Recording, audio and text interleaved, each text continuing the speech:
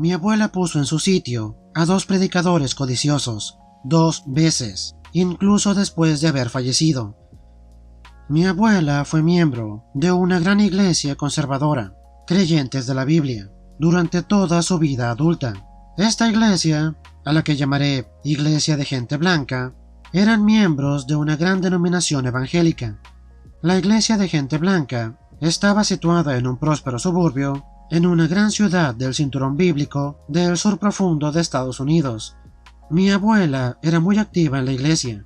Todos los domingos por la mañana trabajaba en la guardería y ayudaba a cocinar cientos de cenas y desayunos para la hermandad de la iglesia. También acompañaba a sus hijos y a sus nietos a docenas de retiros de la iglesia, a giras del coro, enseñaba estudio bíblico a los jóvenes los domingos por la noche y era muy activa en el apoyo de las misiones domésticas, además de ayudar en otros programas para jóvenes.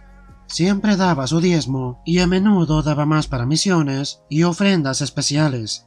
El mayor talento de la abuela era hacer que los demás se sintieran importantes. Lo he visto de primera mano muchas veces.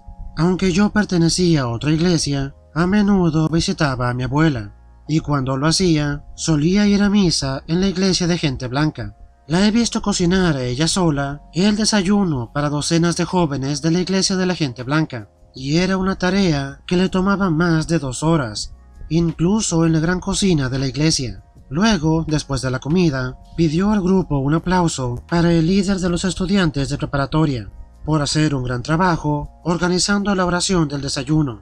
Recuerdo que en un retiro de jóvenes de la iglesia de Gente Blanca, en un campamento rural de la iglesia, mi abuela manejó casi toda la noche para recuperar una caja de material evangélico que uno de los pastores asistentes, a quien a partir de ahora voy a llamar Pastor Trasero, había olvidado, y le pidió a mi abuela que la recuperara a tiempo para el programa matutino al día siguiente. Su jefe, el pastor principal, a quien a partir de ahora llamaré Pastor Pomposo, nunca se enteró que el Pastor Trasero había metido la pata, o que mi abuela lo había solucionado.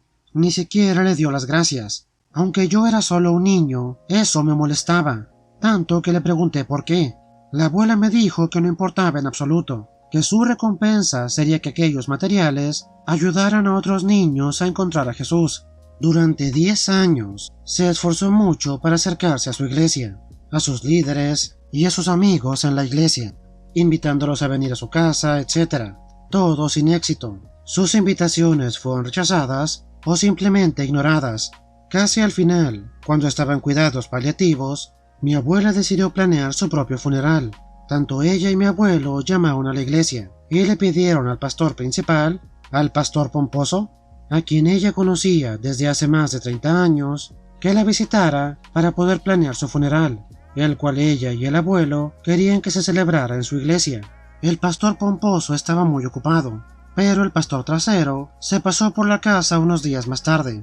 Según mi abuelo, esto es lo que pasó en aquella reunión, con mi abuela literalmente en su lecho de muerte.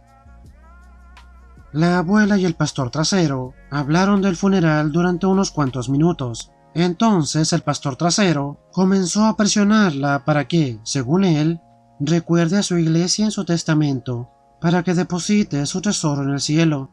El abuelo le dijo con firmeza que este no era ni el lugar ni el momento para hablar del testamento. Volvieron a hablar del funeral durante unos minutos, pero el Pastor Trasero desvió la conversación al testamento de la abuela, con abundantes inyecciones de lo mucho que la iglesia ocupa de su apoyo. El abuelo le dijo varias veces que no era apropiado hablar con la abuela del testamento o de las necesidades económicas de la iglesia, porque ella estaba enferma terminal y sufría un enorme dolor físico. El Pastor Trasero accedía, y brevemente volvían a hablar del funeral, pero luego volvía a hablar de las necesidades económicas de la iglesia, las recompensas celestiales y de que donde esté tu tesoro va a estar tu corazón, etcétera, etcétera. Mi abuela empezó a llorar. Para poner esto en contexto, mi abuela era mucho más que una magnolia de acero. Ella era titanium envuelto en diamante, recubierta de Kevlar. Rara vez lloraba, y nunca lloró por sí misma. Ni una lágrima cuando el médico le dijo que su espalda estaba tan maltrecha que nunca podría volver a caminar, ni durante los 6 meses de una fútil rehabilitación. Derramaba lágrimas sinceras, pero bien gestionadas, durante funerales y al visitar familiares en el hospital cuando recibían malas noticias. Lloraba para consolar a los demás, llora con los que lloran, pero nadie, ni el abuelo, ni su hija, mi madre, ni ninguno de mis tíos o hermanos de la abuela, ninguno de ellos la recordaba llorando por sí misma. Pero ahora mi abuela estaba llorando desconsoladamente. Mi abuelo, un obrero metalúrgico jubilado, ex sargento de marina y veterano de combate de la guerra de Corea, físicamente tomó al pastor trasero y lo escoltó fuera de su casa, sin demasiada delicadeza. Contrario a lo que todo mundo esperaba, la abuela vivió durante otros 6 meses, principalmente por pura fuerza de voluntad. Sin embargo, al final, la abuela falleció. Celebramos su funeral en una funeraria, y no en la gran iglesia de gente blanca. El pastor pomposo y el pastor trasero brillaron por su ausencia. De hecho, no había ningún cristiano profesional de la iglesia de gente blanca en el funeral, ni siquiera entre el público. Para comenzar el servicio, mi abuelo se puso de pie en un podio frente a la multitud y dijo: «Algunos de ustedes ya habrán escuchado que he desinvitado de este servicio funerario al pastor pomposo y al pastor trasero. Este servicio no es el lugar apropiado para que yo les dé mis motivos, aunque todos ustedes me conocen y saben que tengo buenas razones. Además, mi esposa me pidió que no los invitara. Este servicio funerario puede ser diferente a otros funerales a los que hayan asistido. Va a ser un funeral de micrófono abierto. Todo aquel que quiera decir algo está invitado a subir aquí y describir su amistad con mi esposa, contar una historia sobre ella que valga la pena recordar, o cualesquier otra cosa que quiera decir que honre su memoria y traiga consuelo a todos los presentes el día de hoy. Les he pedido a varios miembros de la familia que preparen declaraciones, pero no hace falta que tengan nada preparado. Por favor, si alguien quiere decir algo, solo suban aquí y háganlo». Había unas 100 personas en el funeral, y al menos un tercio de ellas se acercaron al micrófono. Habíamos previsto que la misa durara media hora, pero se alargó por más de 2 horas, y, por lo que sé, ni una sola persona se marchó durante ese tiempo. Hubo risas, llantos, abrazos. 3 de sus nietos tocaban el piano y la guitarra algunas de sus canciones favoritas. Después, docenas de personas le dijeron a mi abuelo que ese había sido uno de los funerales más reconfortantes y eficaces a los que hayan asistido. Una persona incluso comentó que los funerales son mejores sin predicadores, o algo parecido. Segunda parte. Recordando a sus pastores y a su iglesia en su testamento. El golpe 1-2. Un par de semanas más tarde, llegó el momento de empezar a distribuir los legados del testamento de la abuela. Aunque el abuelo y la abuela se querían bastante, tenían testamentos separados, porque, según dijo mi madre, de esta forma es más fácil respetar el terreno del otro, y porque su abogado se lo había recomendado de esa manera. Nadie pensaba que mis abuelos fueran ricos. Llevaban más de 50 años viviendo en la misma casa, que era pequeña pero encantadora, en un barrio suburbano próspero y bien cuidado. Habían trabajado duro y vivían modestamente. Sin embargo, se rumoreaba que tenían un buen nido de huevos. Por supuesto, no existe ningún requisito legal que obligue a nadie a asistir a una lectura de testamento, ni siquiera que sea una lectura. Las telecomunicaciones modernas y la alfabetización casi universal han hecho que esta pintoresca costumbre esté prácticamente extinguida. Pero la lectura del testamento era una tradición familiar, porque era uno de esos acontecimientos que daban a nuestra vida y a nuestra extensa familia un motivo para reunirse. Nunca organizamos reuniones familiares, eran demasiado difíciles de programar con nuestra numerosa familia, pero sí nos reuníamos en cumpleaños, fiestas, funerales, bautizos, etc. De modo que si asistías a varios de ellos, podías ver a casi todos tus primos, tus tíos e incluso tíos abuelos que eran parientes de los suegros de los abuelos. Con esta tradición familiar en mente, muchos de los testamentos de nuestros parientes a menudo contenían legados muy personales, de objetos que en metálico tenían poco valor, pero eran la forma en la que el familiar fallecido le decía a sus seres queridos que quería compartir con ellos un recuerdo entrañable por última vez. Y como un incentivo adicional para ir, los chismes familiares habían estado zumbando con especulaciones. alentados por el abuelo, de que este testamento de la abuela contenía algunas sorpresas. La lectura se celebró en la sala de conferencias de un bufete de abogados. Como era de esperar, entre las personas que asistieron estaba mi madre, mis tíos, tías, tías abuelas, tíos abuelos y muchos nietos. Sin embargo, todos nos sorprendimos de ver al pastor Pomposo y el pastor Trasero de la gran iglesia de gente blanca. Nos informaron de que el abogado de la abuela les había dicho que el testamento contenía legados no solo para la iglesia de gente blanca, sino también para ellos personalmente. Tal vez solo fuera nuestra imaginación, pero mis hermanos, primos y yo no podíamos evitar darnos cuenta de que estos pastores parecían estar salivando activamente por su buena fortuna frente a la generosidad de la abuela. La abuela tenía una familia numerosa, por lo cual su testamento nombraba un número considerable de beneficiarios. La sala de conferencias del abogado era un poco más pequeña que un salón de clases promedio.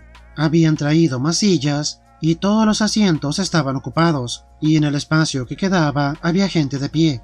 Apenas cabíamos todos. El abogado de la abuela le sugirió al pastor Pomposo y al pastor Trasero que tomaran las dos sillas en la parte delantera de la sala, directamente junto a él. Como había una mesa grande en la sala, esto quería decir que ahora el abogado y estos dos predicadores eran los únicos que estaban directamente frente a todos los demás, aunque parecía que los predicadores estaban bastante satisfechos de estar físicamente junto al centro de atención. Pero no se dieron cuenta de que todos los demás rápidamente notamos que esos dos asientos facilitaban que todas las demás personas presentes en la sala los observaran de cerca, y prácticamente les impedían abandonar la sala abarrotada antes de que terminara la reunión, porque estaban muy lejos de la única puerta de la sala, y había casi 2 docenas de personas sentadas o de pie entre ellos y su única vía de escape. Los legados fueron bastante generosos, pero más o menos lo que esperábamos. El abuelo se quedó con su casa, su contenido, sus cuentas de jubilación y todo lo que quedara después de entregar todos los legados.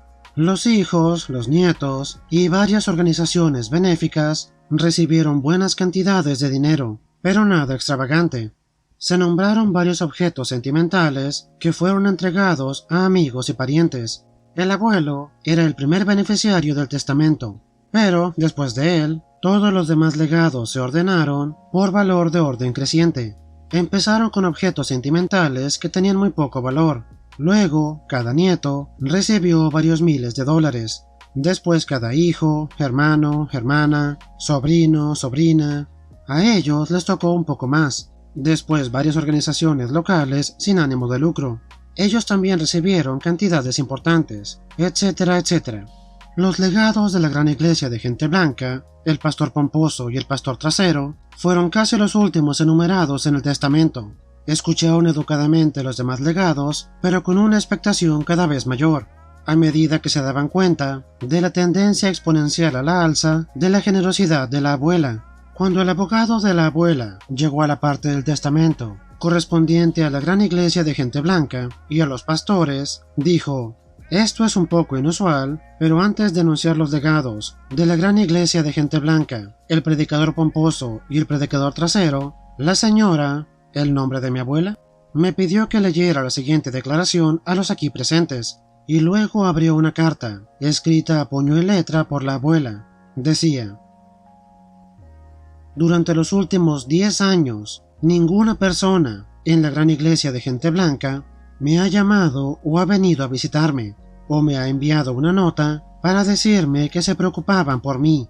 Ni un solo ministro, ni un solo diácono, ni una sola de las mujeres de la iglesia, o ningún otro miembro de la iglesia con los cuales trabajé durante todos esos años, a los cuales yo quería mucho y pensaba que eran mis amigos. Trabajé duro para ustedes cuando me ocupaban, durante muchos, muchos años, pero cuando yo los necesité, a ustedes y a su iglesia, todos fingieron que no existía. Solo recibí una visita.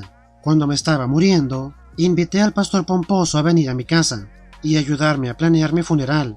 Este fue mi último intento, después de muchos intentos que había hecho en los últimos 10 años, de acercarme a la iglesia y a mi pastor, a quienes todavía quería mucho, a pesar de que me habían dejado claro que ellos a mí no me querían.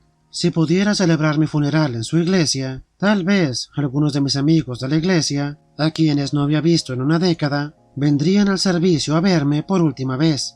Ya sé que les encantaba escuchar predicar al pastor Pomposo, así que tal vez, si él predicaba en mi funeral, tal vez las personas vendrían a escucharlo, aunque no hubieran venido a verme a mí.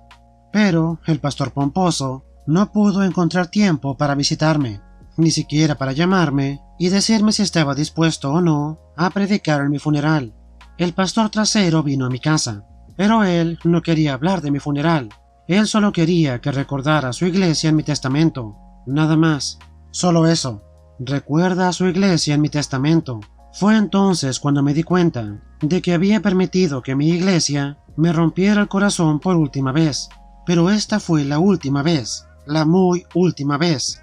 Cuando me visitó, el pastor Trasero no lo sabía, pero tanto el abuelo como yo ya habíamos preparado mi testamento, mucho antes de su visita, en el cual se incluía el doble de diezmo, el 20% de todo mi patrimonio para la que ahora era mi antigua ex iglesia, la gran iglesia de gente blanca. Esta era la cantidad. El abogado nombró la cantidad, la cual era un montón de dinero, generando algunos wow apagados de muchos de los herederos, incluyéndome a mí. El abogado continuó: pero llegué a sentirme mal por no haberme acordado personalmente de personas tan agradables como el pastor Pomposo y el pastor Trasero, de modo que cambié mi testamento para incluirlos por su nombre, y ya que estaba en eso, también cambié la cantidad de dinero que le iba a dejar a la gran iglesia de gente blanca, para igualar todo el amor que me han mostrado en los últimos 10 años de mi vida, cuando estaba sufriendo yo sola, ya que no podía trabajar más para ellos, gratis, como lo había hecho antes durante casi medio siglo. Esta es toda la declaración escrita, dijo el abogado. Ahora volvamos a los legados del testamento.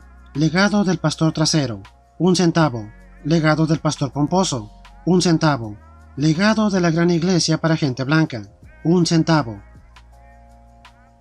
El pastor Pomposo y el pastor Trasero se quedaron sentados ahí como si alguien acabara de inyectar un galón de nibocaína directamente en sus mandíbulas. Cada uno de los familiares y amigos de la abuela sintió el impulso irrefrenable de querer reírse, pero nos callamos, porque conocíamos a la abuela y sabíamos que esto no había terminado aquí. La abuela simplemente los estaba preparando para un golpe. Lo mejor estaba por venir y no nos lo queríamos perder. Hay un último legado, dijo el abogado, para una organización benéfica llamada, yo la voy a llamar Caridad de Gente Negra. Luego hizo una pausa más para nombrar la cantidad. La mayoría de nosotros no teníamos ni idea de qué era esa caridad, pero, por la expresión de sus caras, nos dimos cuenta que el pastor Pomposo y el pastor Trasero la conocían muy bien. Sus rostros mostraban la misma expresión de asombro, temor y horror que si el abogado hubiera dicho, y esta parte del legado va a la coalición de demonios devoradores de bebés para comprar parrillas extra grandes y toneladas de carbón. Ahora todo el mundo estaba mirando al pastor Pomposo y al pastor Trasero. El abogado, que resulta ser un tío mío y uno de los hijos de mis abuelos, dejó que el silencio continuara por unos segundos más. Si hubiéramos sido capaces de leer las mentes del pastor Pomposo y el pastor Trasero, habríamos conocido la historia que se escondía tras sus miradas. La Caridad de Gente Negra estaba patrocinada por una gran iglesia africana, a muy pocos kilómetros de la gran iglesia para gente blanca. Esa iglesia gestionaba un banco de ropa, un banco de alimentos, programas de asistencia para niños de acogida, un reparto a domicilio de comidas precocinadas para ancianos confinados en sus casas, asistencia jurídica y otros servicios sociales. Hace mucho tiempo, la gran iglesia de gente blanca, que era y sigue siendo 100% caucásica, proporcionó durante unos años ayuda financiera y de otro tipo a la iglesia africana. Pero entonces se produjo una ruptura bastante amarga y encontada, supuestamente porque la iglesia africana predicaba el evangelio social, mientras que la iglesia de gente blanca predicaba el evangelio verdadero. La iglesia de gente blanca incluso llegó a interponer una demanda para recuperar su parte del dinero, aunque finalmente se llegó a un acuerdo y muy poco dinero realmente cambió de manos. Pero, siendo el sur, todo el mundo sabía el verdadero motivo por el cual la gran iglesia de gente blanca, o cualesquiera iglesia blanca, dejaría de apoyar una organización benéfica de gente de color. Esas personas se están volviendo arrogantes y no saben quedarse en su lugar. En aquel momento mis abuelos se planearon dejar la gran iglesia para gente blanca, pero pensaron que era mejor quedarse ahí y enseñar tolerancia con sus palabras y su ejemplo. Ellos sabían que nunca iban a convencer a todo el mundo, pero quizá pudieran llegar a unos cuantos jóvenes de su iglesia blanca y romper el ciclo generacional del racismo. La abuela solía decirnos: mi iglesia es mi campo de misión. No conocimos la verdadera profundidad de lo que nos dijo hasta después de su muerte. Desde entonces la abuela y el abuelo habían enviado en secreto una parte de su diezmo a la iglesia africana cada mes. La mayor parte de la familia de la abuela, incluyéndome a mí, no se enteró de nada de esto hasta que terminó la reunión. Pero el pastor Pomposo y el pastor Trasero obviamente entendieron lo que la abuela, con sus acciones, que son más poderosas que las palabras, les estaba diciendo. Si hubieras crecido como una persona blanca en el sur, como lo habían hecho la abuela y el abuelo, y también el pastor Pomposo y el pastor Trasero, también lo entenderían. Para muchos sureños blancos, esta era una de las cosas más personalmente insultantes que se les podía hacer. Al mismo tiempo los estaba tachando de racistas, condenaba su fanatismo y aplastaba sus delirios de ser mejores por ser blancos al decirles: estos seres humanos de color, a los que odian, a los que le faltan el respeto y a los que han maltratado, son mejores personas que ustedes, por eso merecen mi dinero más que ustedes. Después de haber dejado tiempo para que todo el mundo observara al pastor Pomposo y al pastor Trasero, mientras pensaban en cómo su iglesia blanca había tratado a esa organización benéfica negra y de cómo ellos y su iglesia habían tratado a nuestra abuela, el abogado dijo: la cantidad es... Luego nombró la misma cantidad exacta que la abuela había nombrado en su carta manuscrita, la enorme cantidad de dinero que hubiera ido a la gran iglesia de gente blanca si ella no hubiera cambiado su testamento. Esta historia ya está muy larga, pero les quiero leer una cosa más. Yo soy el buen pastor. El buen pastor da su vida por las ovejas. El jornalero no es el pastor dueño de las ovejas. Por eso, cuando ve que se acerca el lobo, abandona las ovejas y huye. Entonces el lobo ataca el rebaño y lo dispersa. El hombre huye porque es un jornalero y no le importan en nada las ovejas. Amigos, está bien tener creencias y apoyar a tu iglesia, pero si una persona te dice que ocupas pagar por tu fe, entonces no es un pastor, es un jornalero haciendo negocios. Por favor, no se dejen engañar.